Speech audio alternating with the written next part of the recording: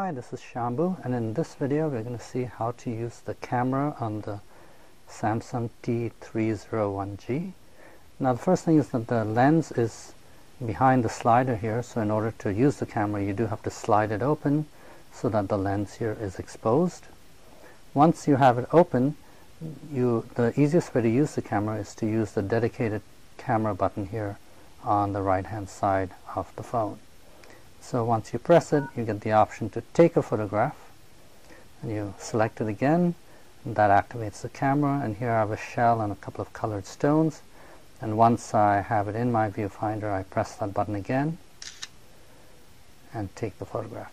At this point, the default is to take and review, so I have the option to save it, send it in a text message, or delete it. If I press the button again, that activates the camera again, and I can take another photograph. Okay, so the next thing we want to take a look at is, once we have this, how can we brighten or darken the image before we take the photo, and how can we zoom in using the digital zoom. So you use the scroll keys in the middle of the phone here to control these features. So you press the up and down buttons to change the zoom, and you press down to zoom out again to its initial size, and the left and right buttons change the brightness of the image. So when we do that, you can see it's getting lighter, and then it's getting darker. Camera settings that we'll go over next. Okay, now we want to take a look at some of the settings on the camera to do some of the more interesting stuff. And so if you press the menu, you get indicator across the top there of all the different settings, and you can see that it's setting it's in, I suppose, landscape and single shot mode, which is actually all you have here. Then as I press the scroll key on the right, I navigate to the next one, which is the resolution.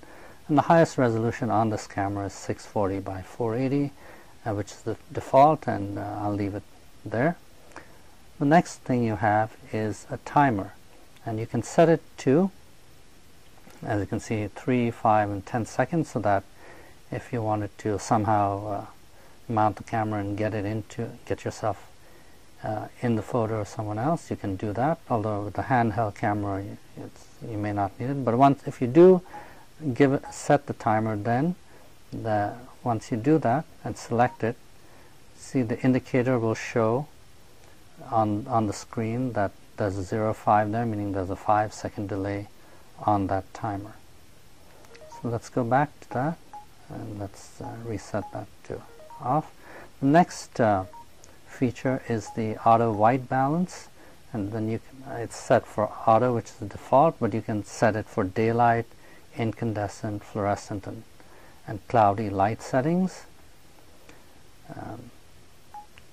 The next one is these so-called special effects, where you can change the image to black and white, a negative style, sepia, which is that gold tone that you see in some photographs, and emboss. Emboss is kind of cool, actually, I think. But so these are the effects you have. Then the next one is just the information and what you have. And finally, you have some specific camera settings that we'll go over next. Okay, now let's go over some of the camera settings. Now if I choose that, you can adjust the shutter sound. Right now it sounds like a regular old-fashioned camera, which is shutter, but you can change that. The viewfinder mode is what is shown on the screen, and here you have an indicator, which means there was a few short things on the top of the screen that showed what mode it was in, but you can turn that off if you wish.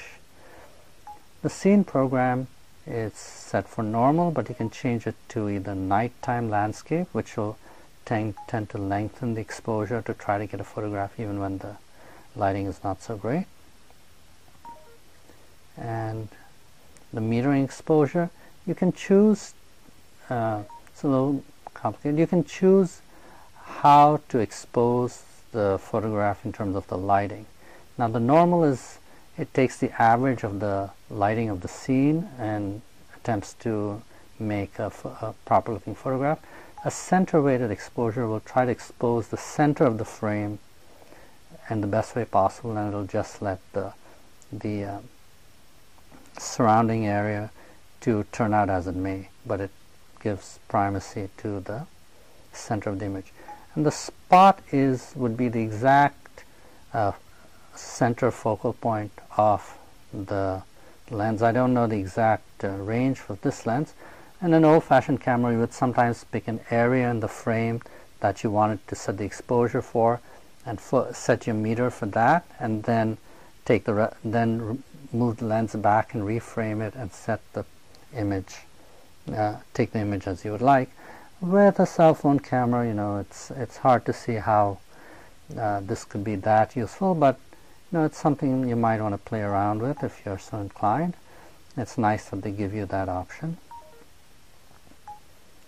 And finally, the last mode is the single shot mode, whether you want to take and review or take and take again. So when we first took the photograph, after you take the shot, it gives you the option to send, save, or delete in the shot. But if you want to change that, you can do the take and return. Let me save that and show you what happens then. Then when I take the photograph, it takes the photograph, shows it, and then it's ready to take the next photograph.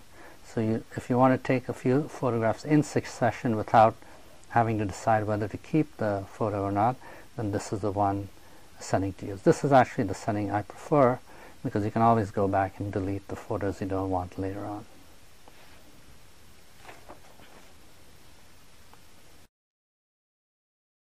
Finally, there are a few general settings for this camera that you can change, and this is a sound for when you change the zoom setting and the brightness setting. So if you recall, when we were taking our photograph, when we wanted to change the zoom, there's a sound associated with that, and you can turn that off if you want. You know, I suppose in certain situations it might be a little annoying to some people, so you have the option of turning those sounds off.